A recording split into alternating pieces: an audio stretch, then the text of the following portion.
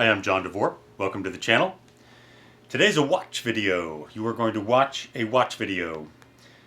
Or you're going to turn off immediately and wait for my next video, which will be probably a record review or something like that. But for those of you who are staying to watch the watch video, this is my second watch video. My watch collection, I've been collecting watches for many, many years, and I've loved watches, and in particular I've loved chronographs all the way since I was a little kid. Initially, I loved the way chronographs looked. I just thought they were so cool with all the little subdials on there, and they were just complicated and cool and fascinating and mechanically intricate. I kept that fascination with chronographs, and that's because for me, in my opinion, the chronograph is by far the most useful watch complication for daily use. A chronograph essentially means that your watch can function as a stopwatch as well as a time-telling watch. There are other people who will think of the best complication might be a second time zone, these jet setter guys. But for me, definitely the stopwatch is the coolest and definitely the most useful. And that's setting aside the minor complications like a day and date display. So chronographs, and in particular, I love very early automatic chronographs. Automatic chronographs did not exist before 1969.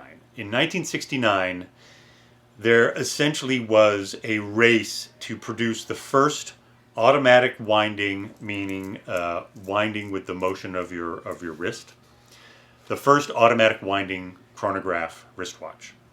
And in 1969, there were three companies vying for that title of first. One was Zenith, who produced their El Primero, a legendary movement that is still widely used today, to this very day. The other was actually a group of Swiss companies that included Heuer, Breitling, and Hamilton, and then a couple of other movement manufacturers. And they produced what was then called the Caliber 11. And then the third competitor in this race was Seiko from Japan. So Seiko's automatic chronograph watch that was introduced in 1969 was based on a movement called the 6139. The 6139 was a beautiful integrated, meaning it's not a regular watch movement with a chronograph adapter mounted on top of it. It was an integrated chronograph movement, beautifully made, extremely robust, and my last video was about that movement and all of the various watches that came from it, including its very close sibling movement, the 6138, which is essentially the same movement but with two subdials. So let me just back up a little bit. The subdials on a chronograph are used in the stopwatch function. Generally speaking, when you use a chronograph as a stopwatch, you hit one of the buttons on the side, and that's the start-stop button, and the centrally mounted second hand will start moving, and it will make one entire revolution around the dial in 1 minute, which makes sense, 60 seconds on a dial. So what happens if you want to time something that is longer than 1 minute in duration? In most situations, you will have a secondary dial, a subdial, which is a smaller dial mounted on the main dial, and that will have a hand on it. And every time that second hand makes a full revolution, the second subdial will then click over to 1. Your subdial is then going to track the minutes as it goes around. So those early Seikos from 1969 could time events up to 30 minutes. They had one subdial that made a revolution every 30 minutes. The close relative to that, with two subdials, which came out just after that, had a second subdial that would then track 12 hours. So that was a stopwatch that could track up to 12-hour events.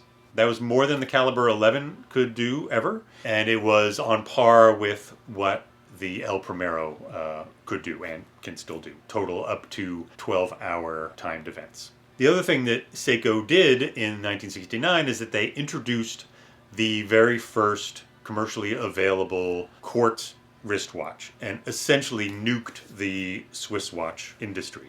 And they became a smoldering wreckage all through the 70s and 80s. And so I think to some extent that obscures a little bit of what happened in the 70s in my favorite field of automatic winding chronographs.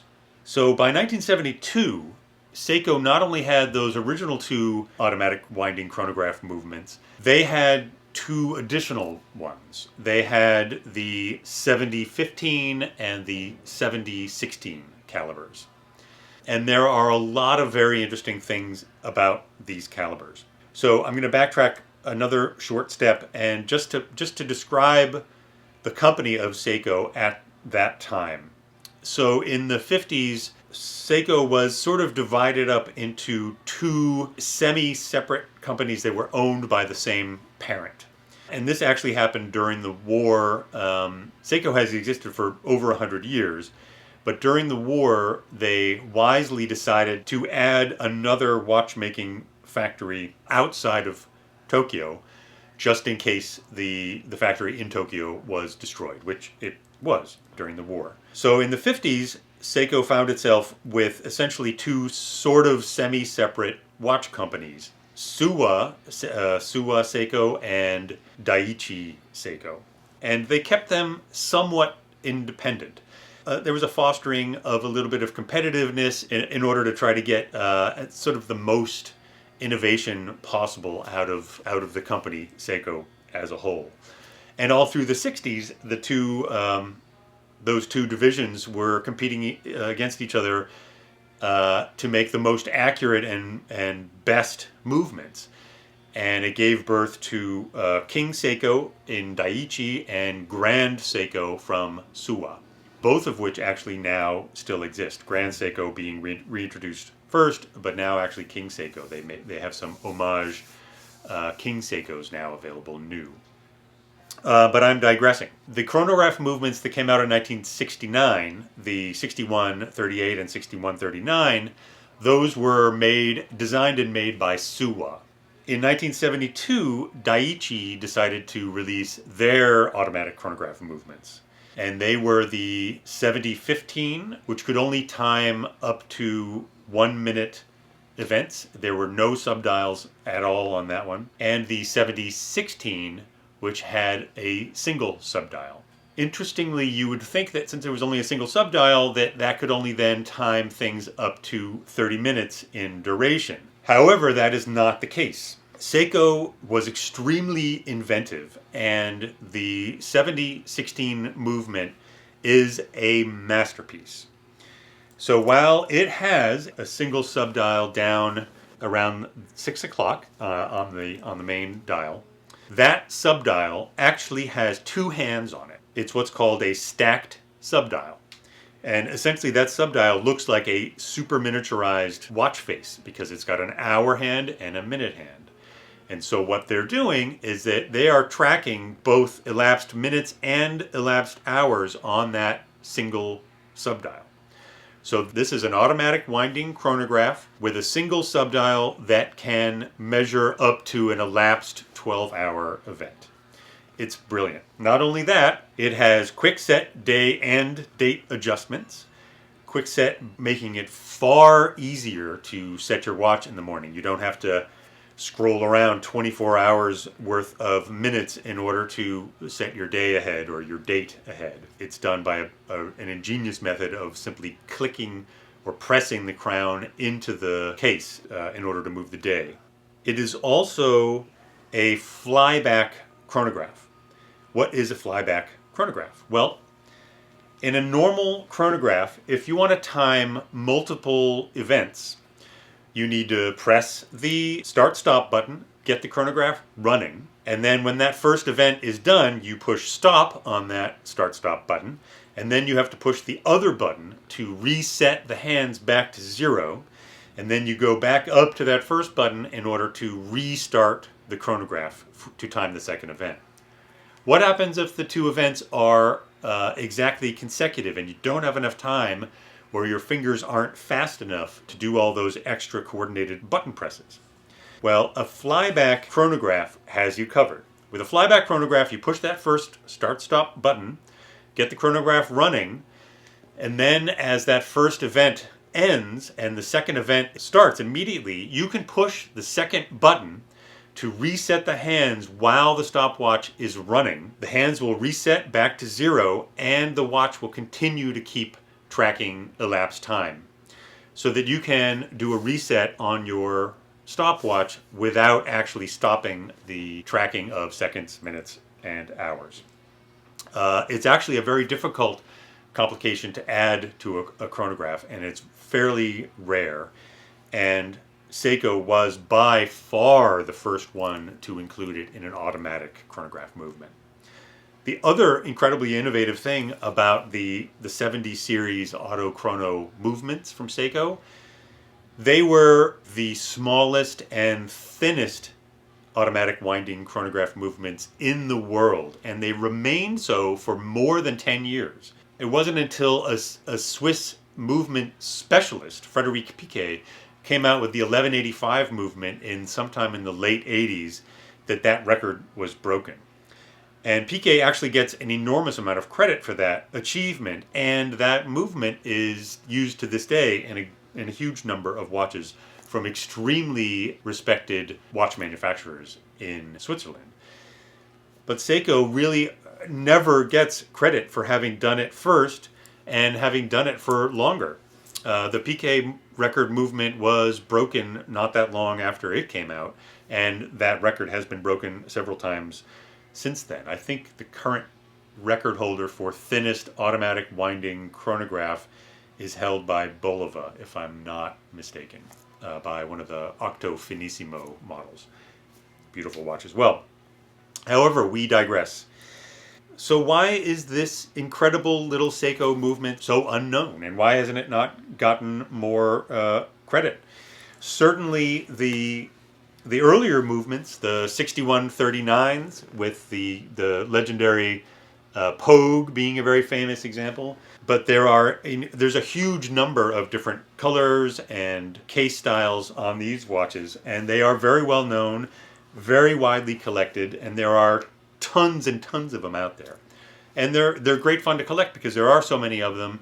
They are relatively affordable to collect, and they're relatively reliable movements inside. Part of the problem, I think, is Seiko's success with the quartz wristwatch and essentially the quartz crisis that made automatic winding chronographs much more of a little specialty niche and much less of a broadly desired complication in a mechanical wristwatch. And so while they did make quite a few different colors and several different cases, there were far fewer of them made, and they really just never got the recognition that those earlier ones did get.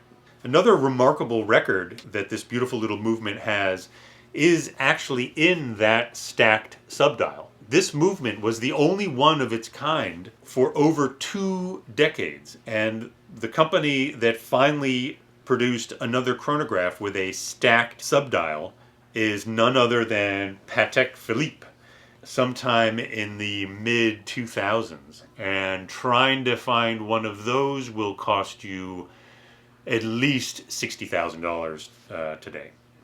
Another really remarkable achievement for Seiko. There are a number of really just beautiful color and case layouts.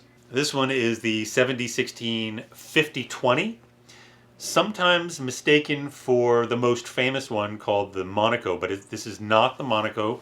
This case is called the Tank, and it is by far the chunkiest one. It's heavy. It's a big chunk of stainless steel there. I love this one in a sort of root beer and gold color scheme. There are lots of really just beautiful round cases. These are the 7016 7000 series cases. And as I said, the most famous one by far is nicknamed the Monaco because of its beautiful square case.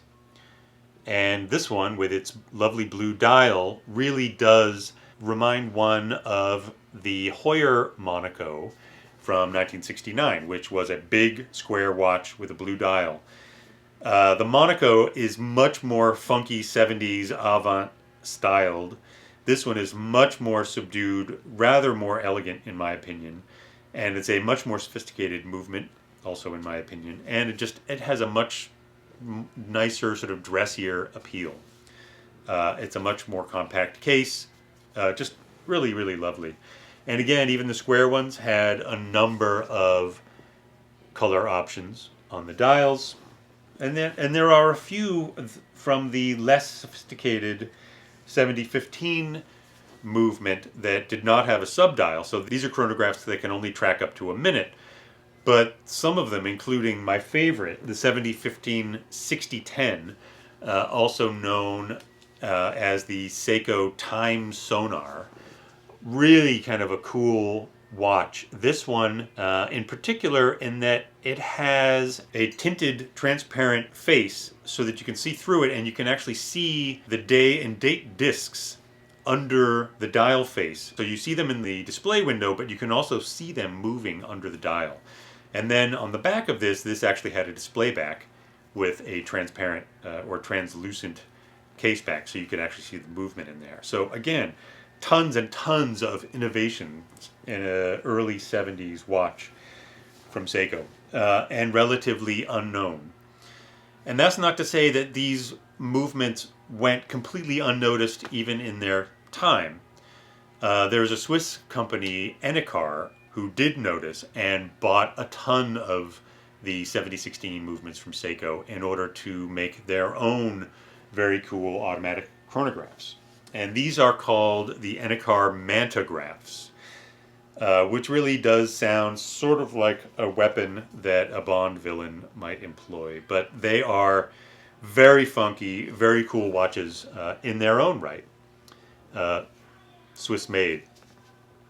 This one in particular I love in its Christmas greens and reds.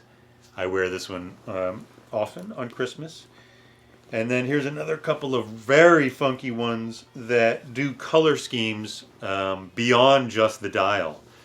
So these two Enicar Mantagraphs, one in gold plate and one in stainless steel, also have a blue or maroon dial, which then carries over to the case itself. Very funky, very cool.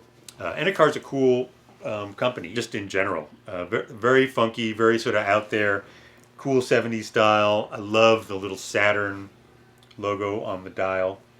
Anyway, I hope you enjoyed my little watch exploration.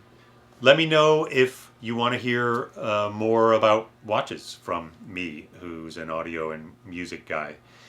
I'm sure there's a lot of people who are just going to skip on to the next video about music, but if you are interested more in watches, I would love to talk more about chronograph watches from the end of the 60s and through the 70s. There's some very cool timepieces in that era.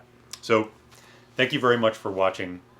I will see you at the next video. Thanks. Bye.